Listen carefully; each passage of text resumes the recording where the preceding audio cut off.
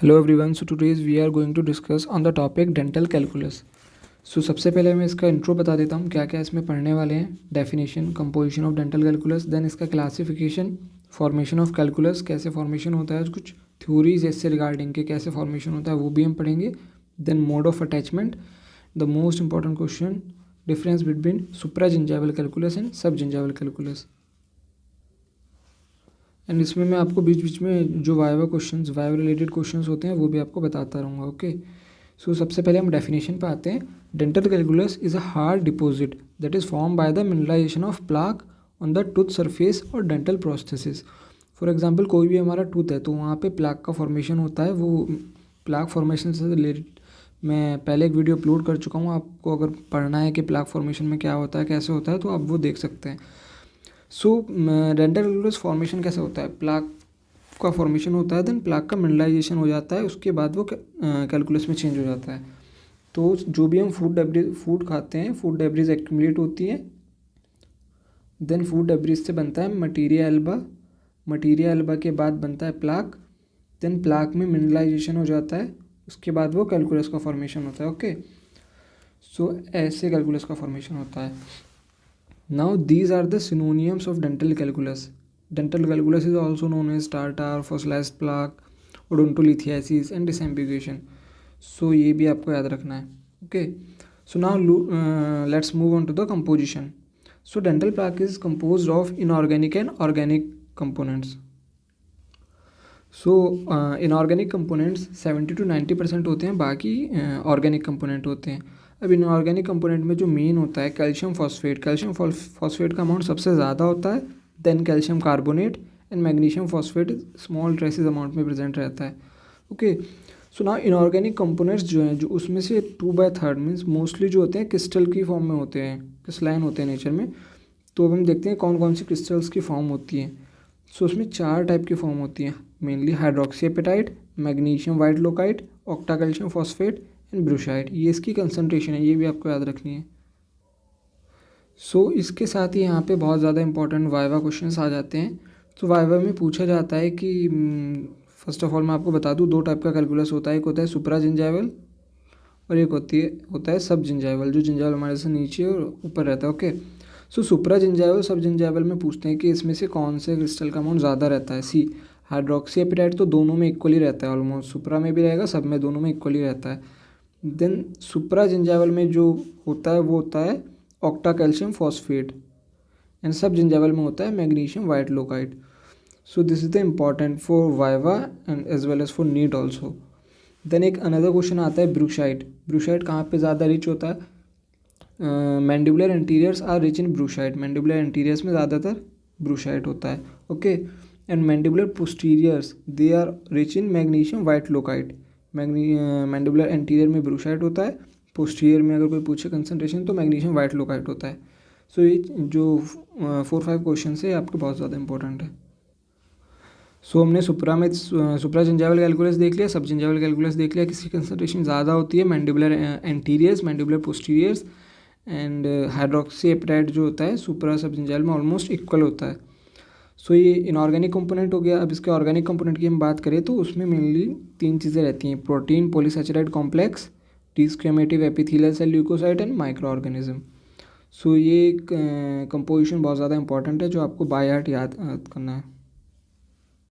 उसके बाद बात करते हैं क्लासिफिकेशन की. See on the basis of location, एक होता है सुप्राजिंजाइवल, जिंजाइवल मार्जिन से अबव होगा, सब जिंजाइवल बिलो होगा. एक होता है on the basis of source of mineralisation, salivary and serumal. Salivary जो प्लाक रहता है that gets mineral from saliva, and serumal में it plaque gets mineral from GCF. So plaque का ही तो मिनरलाइजेशन के बाद कैलकुलस बनता है. तो ये प्लाक जो मिनरल्स ले रहा है वो कहाँ से ले रहा है? तो वो 2 जगह से लेता है, सलाइवा से, GCF से. तो उसी के बेसिस पे इसको 2 पार्ट में डिवाइड किया गया है. Okay, now on the basis of surface on which dental calculus is present, exogenous means outer surface, endogenous means inner surface. Now on the basis of rate of formation of calculus, see calculus former होते हैं. सो अगर कोई भी calculus farmer present नहीं है तो no calculus farmer, mild या slight calculus farmer, moderate calculus farmer, heavy calculus farmer. इसके टाइप पे 4 टाइप का प्लाक होता है. किसमें कितना क्वांटिटी है कैलकुलस फॉर्मर की। ओके, सो नाउ अब हम पढ़ते हैं formation of calculus. See calculus का फॉर्मेशन मेनली 3 स्टेप में डिवाइड किया गया है। ओके, सो पहला स्टेप और सेकंड स्टेप तो हम प्लाग के फॉर्मेशन में पढ़ चुके हैं। मैं इसके लिए ऑलरेडी वीडियो अपलोडेड है, आपको वो अगर आप देखेंगे तो आपको बहुत ज़्यादा अच्छे से समझ में आएगा। सो प्लाग फॉर्मेशन में क्या होता है, सबसे पहले initial attachment of bacteria, for example tooth surface है तो वहाँ पे सबसे पहले पेलिकल का फॉर्मेशन होता है, पेलिकल का फॉर्मेशन होता है सलाइवरी पेलिकल का। देन उसके बाद उस पर बैक्टीरिया का अटैचमेंट होता है, ग्रोथ होती है, ऑर्गेनाइजेशन होता है। ओके, सो प्राइमरी कोलोनाइजर्स होते हैं, सेकेंडरी कोलोनाइजर्स होते हैं, कोएग्रीगेशन होता है। सो वो सब आपको समझ में आएगा जब आप डेंटल प्लाक, इसी चैनल पे वीडियो अपलोडेड है, आप उसको देखिए। सो अब हम जो इसका थर्ड स्टेप जो मेन होता है, यहाँ तक तो सब कॉमन है, प्लाक का स्टेप है। नाउ प्लाक का मिनरलाइजेशन होता है, उसी के बाद तो कैलकुलस में चेंज होगा। सो मिनरलाइजेशन सबसे पहले एक्स्ट्रा सेलुलरली होता है, जो ग्राम पॉजिटिव और ग्राम नेगेटिव बैक्टीरियाज होते हैं उनके अराउंड सबसे पहले एक्स्ट्रा सेलुलरली होगा, देन इंट्रा सेलुलरली होगा। सो मिनरलाइजेशन जो होता है ना, प्लाक फॉर्मेशन के फर्स्ट डे से शुरू हो जाता है और 14 डेज तक कंटिन्यू होता है। Okay, so almost 50% of plaque get mineralised in 2 days and almost 60 to 90% of plaque get mineralised in 12 days। And ऐसा भी रिपोर्ट किया गया है, it has been reported that during calculus formation mineralisation जो होता है एक मैक्सिमम लेवल तक होता है, after which it starts gradually decreasing down. So जो टाइम होता है जब कैलकुलस का फॉर्मेशन सबसे ज़्यादा होता है, सो वो रिपोर्टेड किया गया है 10 weeks एंड 6 months। ओके, तो यहाँ पे सबसे ज़्यादा होता है कैलकुलस, देन इसके बाद स्लो ग्रेजुअली डिक्रीज होना शुरू हो जाता है। इन 2 टाइम पे आपको कैलकुलस मैक्सिमम मिलेगा। ओके, सो अब हम बात करते हैं, हमने कैलकुलस का फॉर्मेशन तो देख लिया कि कैसे फर्स्ट स्टेप ये, सेकंड ये, फिर कैसे मिनरलाइजेशन हुआ, कितने दिन में कितना कितना मिनरलाइजेशन हो रहा है। अब हम बात करते हैं थ्योरीज़ की। So there are basically 2 theories जो हमको बताती हैं कैलकुलस का फॉर्मेशन कैसे कैसे होता है, मतलब कैसे वो जो कैल्शियम फॉस्फेट है वो कैसे मिनरलाइजेशन होता है, उसका मिनरल्स कैसे आते हैं प्लाक में, वो सब बताती हैं। ओके, सो इसके लिए 2 थ्योरीज हैं, एक है booster concept of calculus mineralization, एक है एपिटेक्टिक और हेट्रोजेनस न्यूक्लिएशन कॉन्सेप्ट। सो ये 2 थ्योरी हैं, ये आपको याद करनी है। अब मैं इसका मीनिंग बता देता हूँ क्या होता है।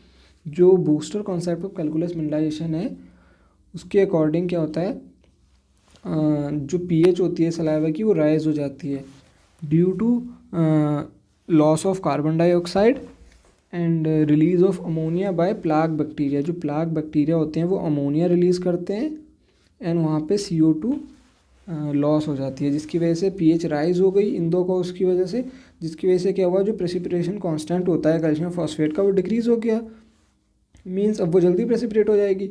सो जब वो डिक्रीज़ हो जाता है तो कैल्शियम फॉस्फेट का प्रेसिपिटेशन हो जाता है प्लाक पे कैल्शियम फॉस्फेट का मिनरलाइजेशन हो गया, प्रेसिपिटेशन हो गया। सो मिनरलाइजेशन हो गया, अब ये कैलकुलस का फॉर्मेशन हो गया।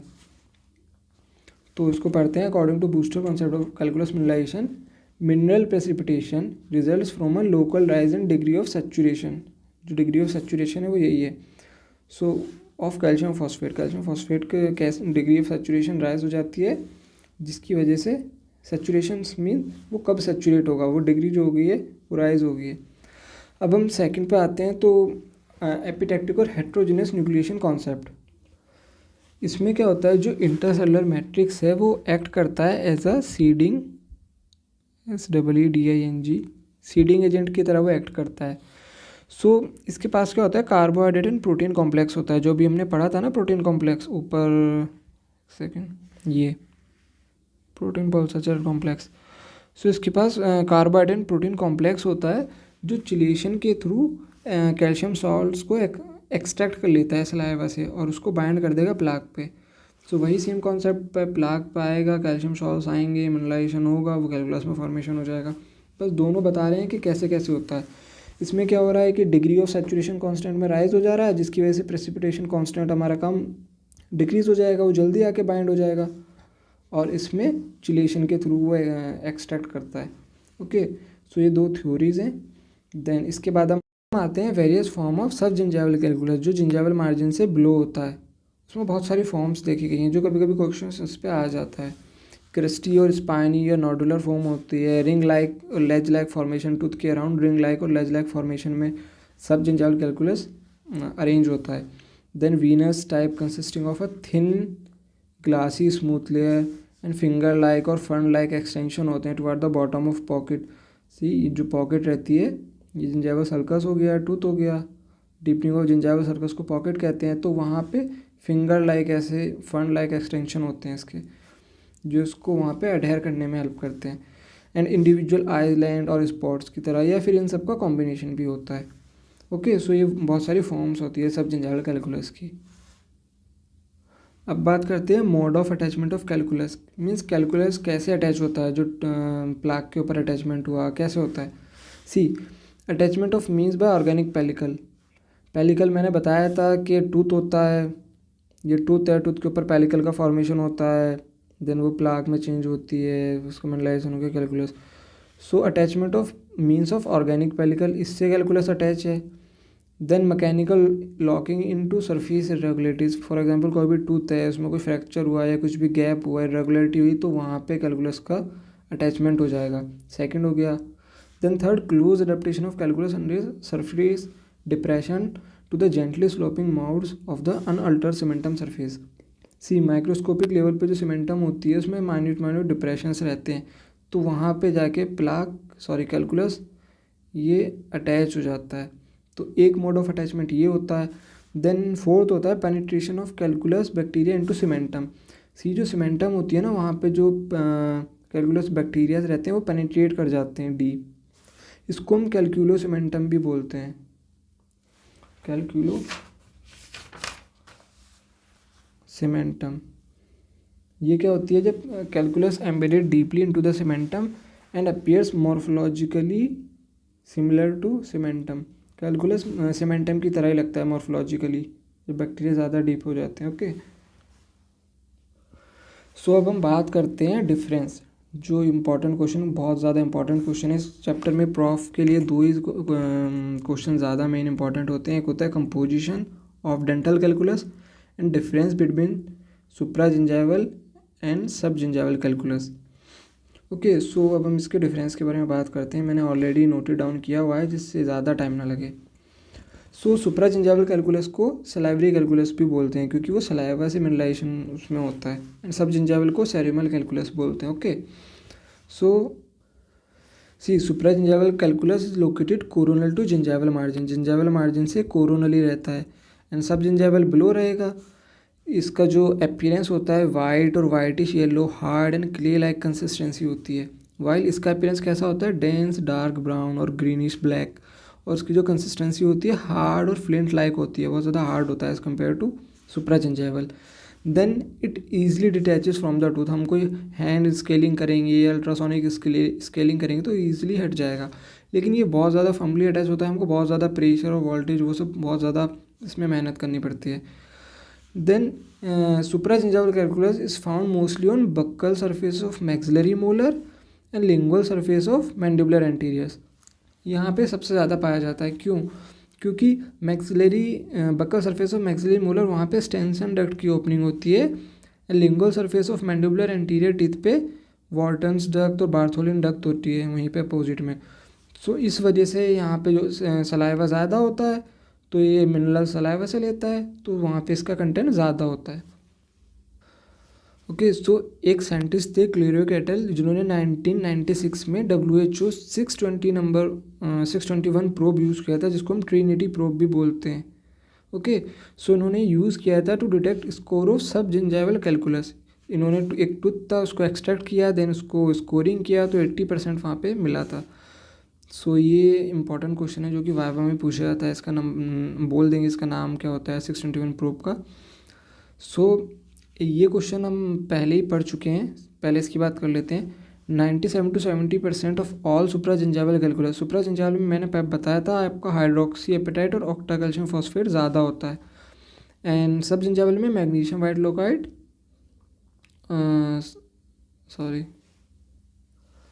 सब जिंजाइवल में magnesium whitlockite and less brushite, brushite तो लेस होता ही है, and octacalcium phosphate, subgingival में क्या ज़्यादा होता है, hydroxyapatite and magnesium whitlockite. So magnesium white more होता है और ब्रूसाइड लेस होता है, ऑक्टाकैल्शियम फॉस्फेट लेस होता है क्योंकि इसमें ज़्यादा होता है। ओके, सो ये 2 पॉइंट हम पहले ही पढ़ चुके हैं कंपोजिशन में। नाउ एक्सट्रीम केसेस में क्या होता है, सी जो टीथ के बीच में इंटरडेंटल पेपला होता है, 2 टीथ के बीच में, वहाँ पे कभी कभी एक्सट्रीम केसेस में कैलकुलस ब्रिज लाइक स्ट्रक्चर बना लेता है। सो ब्रिज लाइक स्ट्रक्चर इसमें फॉर्म हो जाती है एक्सट्रीम केसेस में।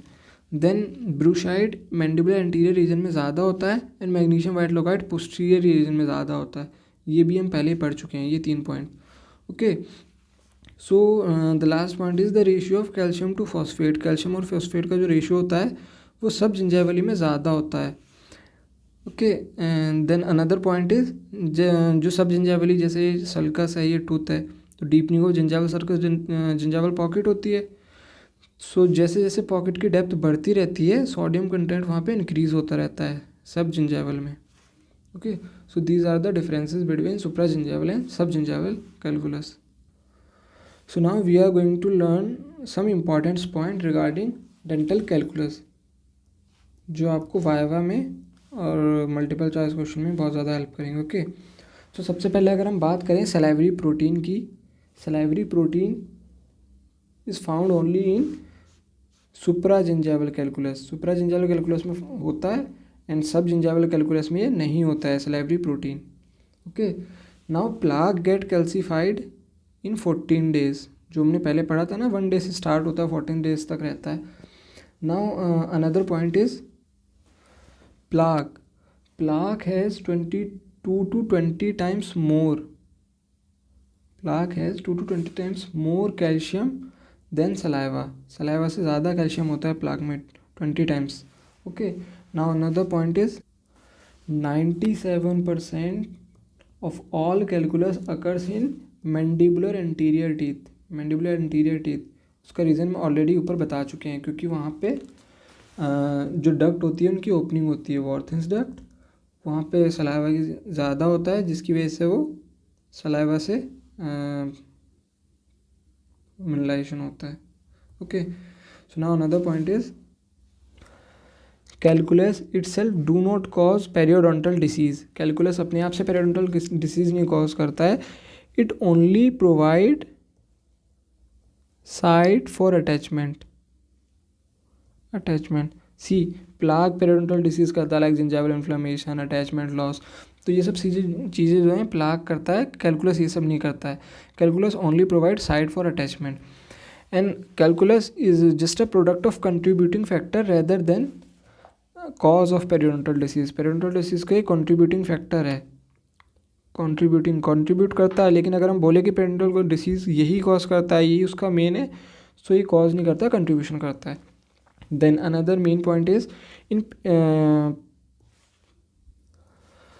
सी 2 टाइप का कैलकुलस हमने पढ़ा था, subgingival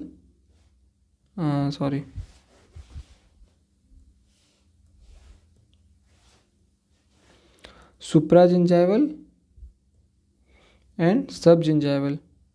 This is gingival margin. Okay, so subgingival calculus can occur without supragingival calculus।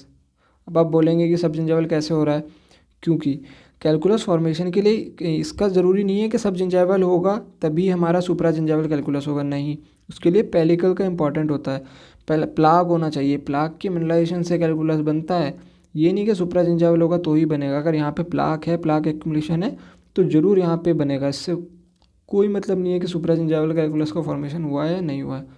So this is the very important point that subgingival calculus can occur without supragingival calculus and calculus is uncommon in children में ज़्यादा नहीं देखा जाता है।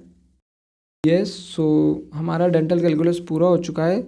I hope आपको video अच्छी लगी होगी, आपको सब समझ में आया होगा। अगर आप इसको और ज़्यादा अच्छे से फॉर्मेशन को समझना चाहते हैं तो आप प्लाक वाली वीडियोस ज़रूर देखिए, उससे आपको और ज़्यादा क्लियर हो जाएगा। बाकी सारी जो भी इंपॉर्टेंट टॉपिक थे सारे मैंने इसमें कवर किए, इंपॉर्टेंट क्वेश्चंस। सो अगर आपको कोई भी क्वेरी है या कोई भी डाउट है, कुछ भी सजेशन आपको देना है तो वो आप कमेंट्स में दे सकते हैं। Thank you for watching the video, have a nice day.